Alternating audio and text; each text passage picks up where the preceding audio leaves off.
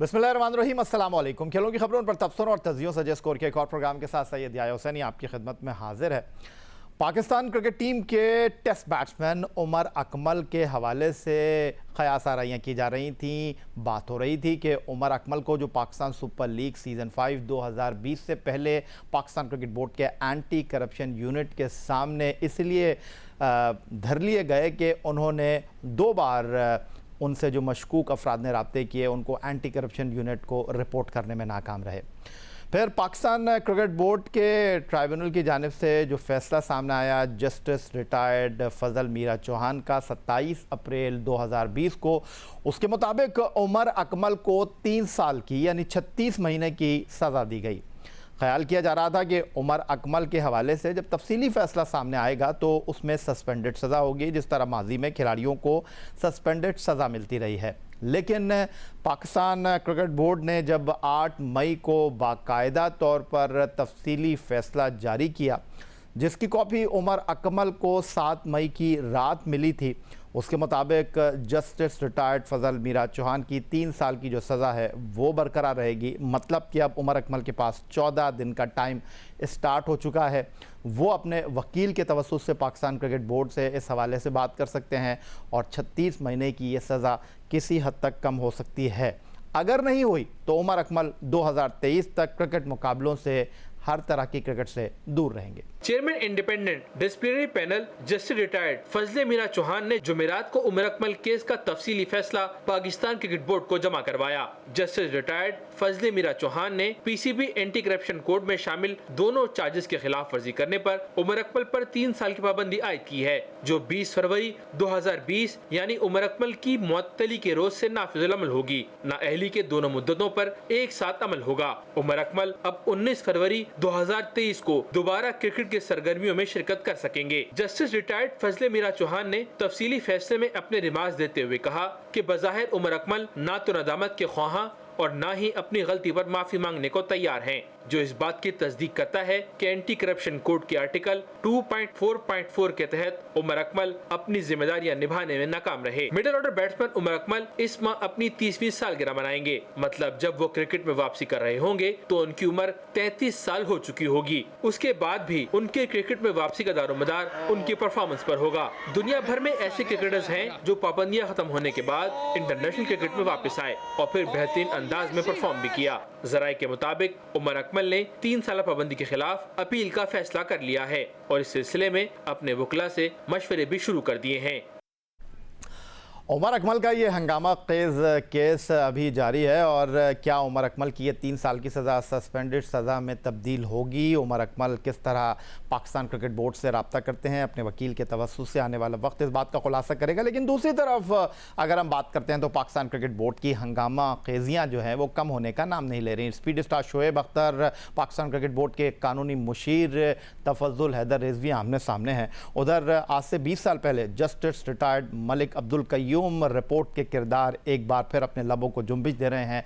हर रोज़ एक नई कहानी सामने आ रही है और दूसरी तरफ पाकिस्तान क्रिकेट बोर्ड के फ्रंट पर भी मामलात हैं कि थमने का नाम नहीं ले रहे। हंगामा खेज, दिलचस्प और सनसनी खेज Pakistan super league season 5 semifinal और फाइनल अभी तय होना बाकी है। कोरोना वायरस की वबा की वजह से आखिरी मुकाबले हो नहीं सके थे, लेकिन पाकिस्तान सुपर लीग सीज़न 5 में उस वक्त एक नई करवट आई जब यह इंकशाफ हुआ कि पाकिस्तान सुपर लीग सीज़न 5 2020 के जो मैचेस थे वो एक ऐसी वेबसाइट पर दिखाए जा रहे थे जहां लाइव स्ट्रीमिंग पर जुआ खेला जा रहा था। इस खबर को रिपोर्ट करने वाले सीनियर सहाफ़ी सलीम खालिक साहब हमारे साथ मौजूद हैं। पाकिस्तान क्रिकेट बोर्ड से इस हवाले से हमने भी रब्ता किया, बहुत सारे सवालात भी उनके सामने रखे। सलीम खालिक इस हवाले से तवातुर के साथ मुसलसल स्टोरियां दे रहे हैं और पाकिस्तान क्रिकेट बोर्ड का मौक़िफ़ भी इस हवाले से सामने आया है, वो भी आपके साथ शेयर करेंगे। लेकिन सलीम खालिक साहब, खुश आमदीद कहूँगा आपको। एक तरफ उमर अकमल को फेलियर टू रिपोर्ट पर 3 साल की पाबंदी और दूसरी तरफ ये जो मामला है पाकिस्तान क्रिकेट बोर्ड का लाइव स्ट्रीमिंग पर जुआ खेलने के हवाले से, अभी इसमें कुछ वाज़े क्लियरेंस दिखाई नहीं दे रही। आप इस बात से इत्तेफाक करते हैं? जी बिल्कुल, ये 1 महीने से ज्यादा इसमें हो चुका है और कोई वाज़े इसमें चीज सामने नहीं आई। एहसान मानी साहब ने कहा था कि हमें पता नहीं है, सख्त एक्शन लेंगे, कुछ नहीं हुआ। और अभी मेरी शोएब नवीद जो प्रोजेक्ट एग्जीक्यूटिव हैं PSL के, उनसे बात हुई थी तो उन्होंने भी यही बात बोली कि सख्त एक्शन लिया जाएगा और आइंदा माह कोई ऐलान होगा। वो सख्त एक्शन क्या होगा ये बात अभी तक सामने नहीं आई, लेकिन अब मैं जब कॉन्ट्रैक्ट देख रहा था तो मुझे उसमें एक और बड़ी इंटरेस्टिंग चीज नजर आई जो उसकी शेक नंबर 4.4B है। उसके मुताबिक जो मैचेस हैं उनमें बैटिंग, गैम्बलिंग या प्रेडिक्शन गेम्स वगैरह जो है उनकी प्रमोशन जो है या स्पॉन्सरशिप और एडवर्टाइजिंग हो सकती है अगर जिन ममालिक में ये चीज कानूनी है।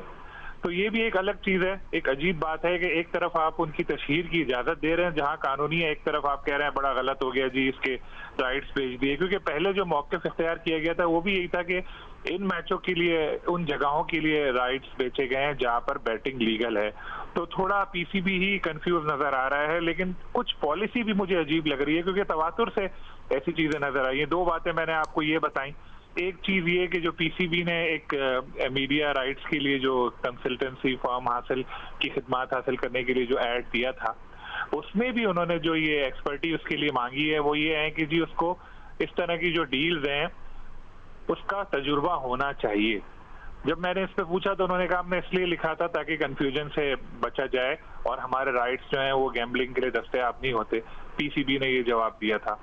उसके अलावा भी एक दो चीजें और ऐसी सामने आई जो लग ऐसा रहा है कि या तो पीसीबी जो है उसको इन चीजों का आइडिया नहीं है और वो मुसलसल एक ही तरह की नहीं। सलीम मलिक साहब, ये कैसे कह सकते हैं आपके आइडिया नहीं है? जीरो टॉलरेंस पॉलिसी की बात कर रहे हैं पाकिस्तान क्रिकेट बोर्ड के चेयरमैन एहसान मानी साहब। कहते हैं कि साख मुतासिर हो सकती है पाकिस्तान की और इसका उनको सबसे ज़्यादा इदराक है, इसी वजह से वो इन चीज़ों को देख रहे हैं। तो मैं अगर आपसे ये सवाल करना चाहूँ, एक तरफ हम जीरो टॉलरेंस पॉलिसी की बात कर रहे हैं, दूसरी तरफ हम उमर अकमल को 36 महीने की सज़ा इसलिए दे रहे हैं बकौल पाकिस्तान क्रिकेट बोर्ड कानूनी मुशीर तफज्जुल हैदर रिजवी के हम एक एग्जाम्पल सेट करना चाहते हैं। शुएब अख्तर ये कहते हैं कि पाकिस्तान क्रिकेट बोर्ड अपना गुस्सा उतार रहा है।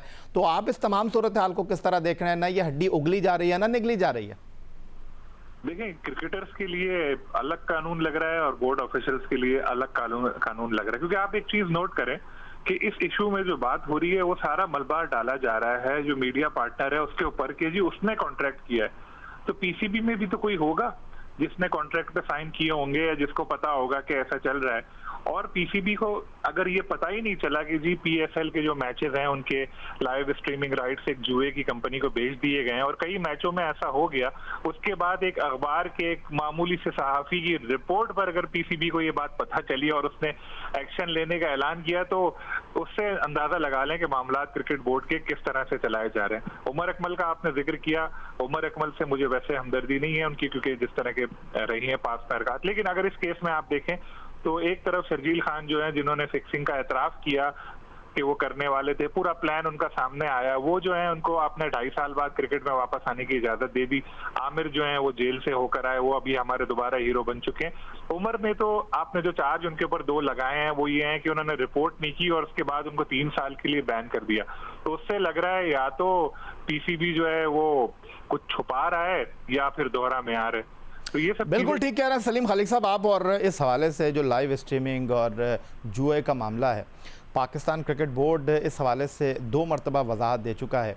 एक आपकी ख़बर पर 23 मार्च 2020 को वजाहत पाकिस्तान क्रिकेट बोर्ड ने एक ईमेल के ज़रिए की, फिर उन्होंने एक वीडियो लिंक शाया किया पाकिस्तान क्रिकेट बोर्ड के सरबराह एहसान मानी साहब का, और उसमें एहसान मानी साहब ने इस हवाले से अपने लोगों को जुम्बिश दी और उन्होंने जो कहा वो ज़रा मैं यहाँ पर आपके साथ शेयर कर लेता हूँ।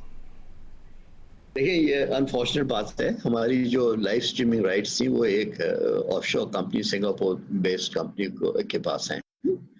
उन्होंने इसको सब लाइसेंस कर दिया ऑन टू कंपनी जो बेटिंग बिजनेस में है। जैसे हमें पता चला हमने उनको नोटिस भेजा कि ये आप नहीं कर सकते। 2 दिन बाद या 3 दिन बाद हमने उनको एक सीज एंड डिजिस्ट नोटिस होता है कि अगर आप ये नहीं करेंगे तो हम आपके अगेंस्ट कानूनी कदम लेंगे। और उसके साथ जो हमारे राइट्स होल्डर्स थे जिनने हमसे ये राइट्स लिए थे, उनके साथ हमने बड़ी स्ट्रॉन्ग पोजीशन ली है कि ये आप नहीं कर सकते थे, ये लिंक्ड है टू अ बेटिंग कंपनी, ये हमारी इजाजत के बगैर नहीं कर सकते थे। और उस पर उनसे अभी तक हमारी बात चल रही है। और अगर हमें जो फिक्र है कि वो पाकिस्तान की रेपुटेशन सिर्फ क्रिकेट की नहीं बट मुल्क की बात है, ये पाकिस्तान में बेटिंग इलीगल है, बैंड है, और हम हमारे सब कॉन्ट्रैक्ट्स में हम कभी ये लिखा जाता है कि आप बैटिंग के लिए ये फुटेज इस्तेमाल नहीं कर सकते। ये हमारी बायलैटरल कॉन्ट्रैक्ट्स में है। जो हमारे और ये जो हमारे सब लाइसेंसीज थे PSL के लिए, इसमें उन्हें हमसे आके इजाज़त लेनी थी before they could sail on, वो उन्हें नहीं ली। तो वो अपने ब्रीच में है अपने कॉन्ट्रैक्ट के, और इसको हमने एकदम जैसे हमें पता चला हमने रुकवा दिया। और इस बाकी स्पेकुलेशन है। कयास आराइयाँ कह रहे थे पाकिस्तान क्रिकेट बोर्ड के सरबरा, लेकिन उन्होंने ये भी नहीं बताया कि टाइमलाइन है क्या इस लाइव स्ट्रीमिंग के हवाले से, कब पाकिस्तान क्रिकेट बोर्ड को कब पता चला कि उनके इन मैचों पर लाइव स्ट्रीमिंग पर जुआ हो रहा है। उन्होंने कहा कि जैसे ही हमें पता चला, डेट नहीं बताई, लेकिन उन्होंने कहा जैसे ही हमें पता चला हमने कानूनी नोटिस भिजवा दिया। और सबसे बड़ा सवाल सलीम खालिक साहब ये है कि खिलाड़ियों के लिए पाकिस्तान क्रिकेट बोर्ड की एक वाज़ेह डेडलाइन है कि अगर कोई खिलाड़ी फेलियर टू रिपोर्ट है तो उसको सस्पेंड कर दिया जाता है। उमर अकमल का केस आपके सामने है, 2017 शर्जील, उसके अलावा खालिद लतीफ़ का केस आपके सामने है। लेकिन अभी तक पाकिस्तान क्रिकेट बोर्ड यहाँ पर गुफ्तु शनीद ही कर रहा है, नोटिस तक की बात चल रही है। तो ये हैरानकुन बात नहीं है? बहुत हैरानकुन बात है यही, अगर ये मीडिया में बात नहीं आती तो किसी को पता भी नहीं चलता और सारे मैचेस ही लाइव स्ट्रीम हो जाते। अब आप मुझे एक बात बताएं, जहां पे ये कॉन्ट्रैक्ट की बात कर रहे हैं, मैंने वो कॉन्ट्रैक्ट देखा है, उसमें कहीं भी नहीं लिखा कि जुए की कंपनी को आगे लाइसेंस आप ना बेचें, बल्कि उसमें उल्टा इजाजत दी हुई है कि जो मैच जहाँ पे लाइव स्ट्रीम हो रहे हैं उसमें एड वगैरह आपको चलाने तो चला दें, अगर उस मुल्क में कानूनी है। मेरा सवाल ये है, अगर कोई पाकिस्तानी क्रिकेटर इंग्लैंड में जाए, वहां पे किसी शराब की कंपनी में के एड में काम करे और बोले कि इसको सिर्फ यही इंग्लैंड में चलाना, या ऑस्ट्रेलिया में किसी जुए की कंपनी के ऐड में काम करो, बोले सिर्फ इसको ऑस्ट्रेलिया में चलाना क्योंकि यहाँ पर ये चीजें लीगल है, हमारे मुल्क में लीगल नहीं है, तो क्या उसको इजाजत दे देगा PCB? किसी तौर पे इजाजत नहीं देगा। तो यहाँ पर क्यों दी गई इजाजत? और इतना वक्त गुजरने के बाद अब तक क्यों ये नोटिस खेल रहे हैं? 1 महीने से ऊपर हो गया। अभी कल शोएब नवीद ने जैसे कहा कि सख्त एक्शन लिया जाएगा, तो वो सख्त एक्शन क्या होगा? क्या कॉन्ट्रैक्ट टर्मिनेट कर दिया जाएगा? लेकिन $1 मिलियन का कॉन्ट्रैक्ट है, जिसमें से आधे पैसे PCB को मिल गए हैं, और जो कोरोना के बाद के हालात हैं उसके बाद उनको अगला जो है वो इस तरह से ढूंढने में भी मसला होगा। तो मेरा नहीं ख्याल कि PCB को इतना सख्त एक्शन लेगा, लेकिन अपना वकार बहाल रखने के लिए PCB को कुछ ना कुछ तो करना होगा, क्योंकि ये लोग समझ रहे थे मामला दब जाएगा, लेकिन कुछ ना कुछ दिन बाद, चंद दिन बाद कोई ना कोई नई बात सामने आ जाती है जिससे इन पर दबाव बढ़ जाता है। बिल्कुल ठीक है सलीम खालिक साहब, थैंक यू वेरी मच हमें इस हवाले से अपडेट करने के लिए। और ये स्टोरी पाकिस्तान क्रिकेट बोर्ड इसको किस तरह हैंडल करता है, किस तरह इसको आगे लेकर चलता है, ये एक बड़ा सवाल है। लेकिन दूसरी तरफ अगर हम बात करें जनाब, कोरोना वायरस के इस चैलेंज में सोशल मीडिया पर मुख्तलिफ खेलों के खिलाड़ी आगे आ रहे हैं, और हम बात करेंगे पाकिस्तान के लिए एक ऐसे खेल की जिसमें माजी में पाकिस्तान का तूती बोला करता था। स्क्वाश के खेल की मैं बात करूंगा, और स्क्वाश के खेल में खिलाड़ियों ने अपनी शर्ट तब्दील करने का चैलेंज दिया है, और वो वीडियो जो है इस वक्त मंजर आम पर आई है। पाकिस्तान की ख़वातीन स्क्वाश खिलाड़ी हों या पाकिस्तान के मेंस स्क्वाश खिलाड़ी हों, ये चैलेंज आपके लिए भी है, आप भी इसको एक्सेप्ट कर सकते हैं। कुछ इतना कठिन और मुश्किल है नहीं, लेकिन करके दिखाएं तो दाम माने आपको। बात कर लेते हैं जनाब टोक्यो ओलंपिक्स 2020 की, जो कोरोना वायरस की वजह से इस साल हो नहीं सके, और नई डेट आई है जनाब 2021, और एक मोहतात अंदाजे के मुताबिक बड़ा नुकसान हुआ है जापान को ओलंपिक 2020 ना होने की वजह से। और अभी भी इस हवाले से कुछ हतमी तौर पर कहा नहीं जा सकता कि ये ओलंपिक आइंदा साल मुनक्किद होंगे भी या नहीं, क्या सही है? इस हवाले से बात करेंगे। हमें टोक्यो से टेलीफोन लाइन पर ज्वाइन कर रहे हैं जियो न्यूज़ के नुमाइंदे इरफान सिद्दीकी साहब। इरफान सिद्दीकी साहब, खुश आमदीद कहेंगे आपको। और क्या ये बात दुरुस्त है कि 2020 में तो टोक्यो ओलंपिक हो नहीं सके, और 2021 में जब टोक्यो ओलंपिक मुनक्किद होंगे तो उसमें वही मेडल दिए जाएंगे जो कि 2020 में बनाए गए थे, यानी उनके ऊपर 2020 ही लिखा होगा? लेकिन अभी भी ये बात तय नहीं हो पाई है कि अगले साल भी ये ओलंपिक होंगे या नहीं। जी, ये बात बिल्कुल आपकी ठीक है, क्योंकि जितनी तैयारी की गई थी पिछले 4-5 सालों से, जो है ना, नया शहर बन रहे थे, नए स्टेडियम बन रहे थे, 2 लाख लोगों की जो है ट्रेनिंग्स कराई गई थी, जो जिनको दुनिया भर से जो लोग आने थे उसमें पाकिस्तानी भी थे, उसमें पाकिस्तानियों को भी यहाँ से उन्होंने लिया था एज ए हेल्पर्स के तौर पे, जो फॉरेनर्स को आना था उन्होंने उनको रास्ते बताने थे। बहुत ज़्यादा ट्रेनिंग, 2 लाख उनकी लोगों की ट्रेनिंग कराई गई थी।